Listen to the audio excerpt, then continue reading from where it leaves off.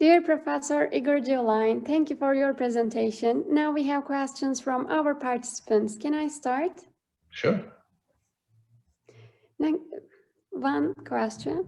What would you advise undergraduate students if they want to study about microbiology in the future? Microbiology in the future. Interesting question.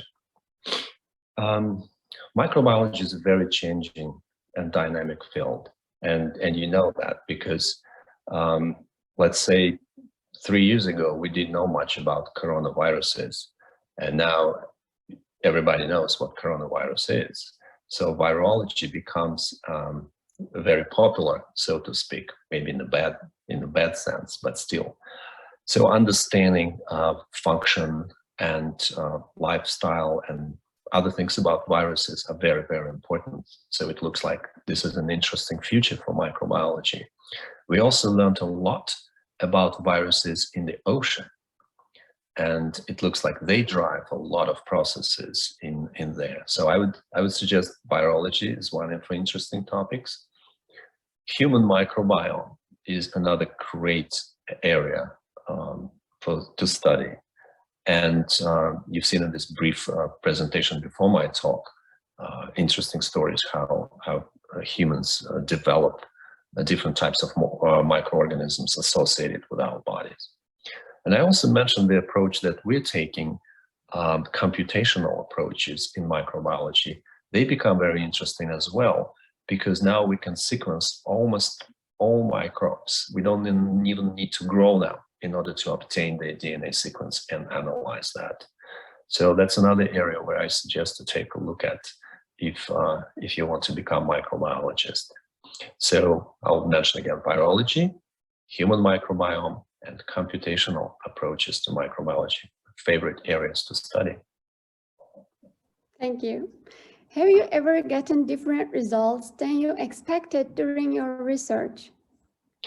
Yes, of course. This is a very good question. I think that 90% of discoveries that are done in microbiology or any other biological sciences are actually a matter of luck. Somebody just unexpectedly stumbled into something.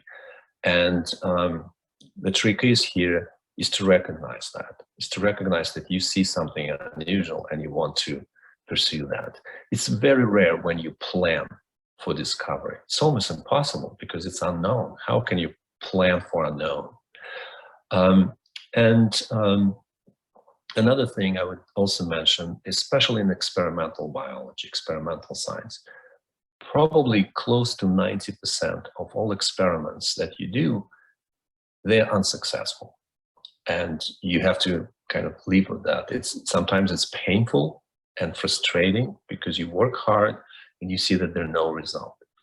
Well, you need to think about it as no result is still a result. It tells you it's just the wrong path and you should try something else and eventually it will work out. Thank you. Other question is, if we can conclude that the pathogenicity of a bacteria can be lost by changing their sensor receptors. Can we change pathogenicity of bacteria if we change the sensors? Yes, it's actually a new way of thinking about how to combat diseases caused by bacteria.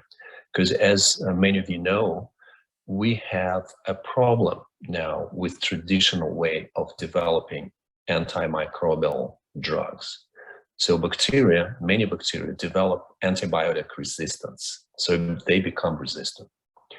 Why is this happening? It's because all antibiotics that we currently have, they kill bacteria.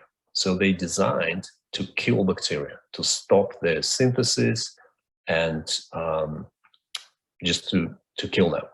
And that put a lot of pressure on bacteria to develop survival mechanisms to overcome that resistance and become then basically unkillable bacteria. So this new idea floating around is perhaps we don't need to kill bacteria. What if we can blind them? What if we can kill their receptors. The receptors are like their eyes; they see where to go. So if we change the receptor, if we change the ability to detect, let's say in the story I told today, if we change the receptor for glutamine and will not allow Pseudomonas aeruginosa to detect glutamine, they will not be able to detect human tissues, human blood, as effectively as they do now. At the same time, we don't kill them. We just kind of divert them. They don't know where to go. So they should not develop the mechanism for resistance that easily, because again, this is not killing them. But this should really affect the ability to colonize our tissues. So it was a long answer to a short question. In principle, yes. I think we can design the strategies to fight bacteria by changing their sensors and changing their other type of receptors, or developing drugs that will change these receptors, those that will block them. Thank you. Thank you. When working with computational biology, particularly in the mass analysis you have conducted, how do you assess the quality of the experiment? Quality of computational experiment, I presume. Yes, it's a good question. Computational biology is, especially computational genomics that I do, it's a very specialized field, and you need to know how to treat the data. I think the most important thing in this line of work is to understand very well what is your data, what is your data set before you start analyzing this. Because all analysis, you know, computers will do whatever you tell them to do. They're stupid. They're not as smart as humans. They will give you a result no matter what. The question is a good result or a bad result. And the answer is, if your original data set is not good, then whatever result you're going to get using computers is not going to be good. We have this expression in English, which goes like, garbage in, garbage out. That's what's happening. So you need to make sure that the original data set is good. What I mean by that, we do a lot of comparative analysis. We compare one receptor to another receptor to another receptor. So we need to make sure that our data set is representative, that we're not comparing, let's say, oranges to apples and to some other vegetables. We want to compare things that are of the same kind. And it takes time, it takes some thinking, and preparation of the data takes most of the time. It's not calculations and computation that take time, it's preparing your data for analysis.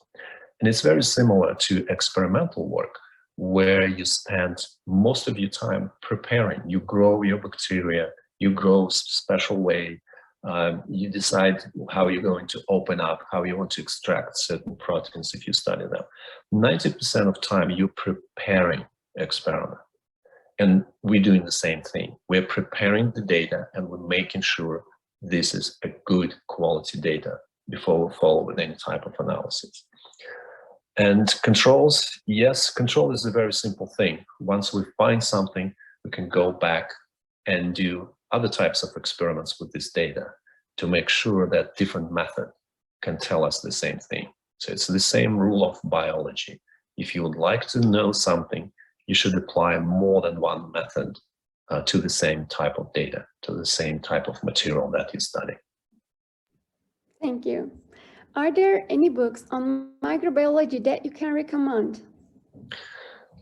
Oh, this is a difficult question. Probably no. Probably no. Well, first of all, I don't follow general literature on microbiology that much, and I'm not a student anymore, right? So I don't need to study anymore. I can just have fun doing science. But I think any good book on microbiology, I mean, any modern book in microbiology will do, is just to kind of learn about this. I also always recommend my students just reading Wikipedia, Google articles. Sometimes there's a lot of interesting things about microbiology. And if you want to learn seriously, you usually learn from somebody. You learn from a professor, you go into a laboratory, try to do some experiments, and then that will raise questions in your head for which you can go and get answers from the book and from other resources. I'll be honest with you, when I studied microbiology, I was a microbiology student, and I read books, lots of things I just simply didn't understand because it didn't make sense to me. But once I start doing something in the laboratory and studying bacteria, then a lot of things start to click, and I start understanding what it means. Dear Professor Igor Jouline, thank you for your informative presentation and answers, and also thank you for participating in our event. It is an honor for us to listen to you. Well, thank you for having me, and I'm hoping to come and visit Turkey in person one day. Goodbye.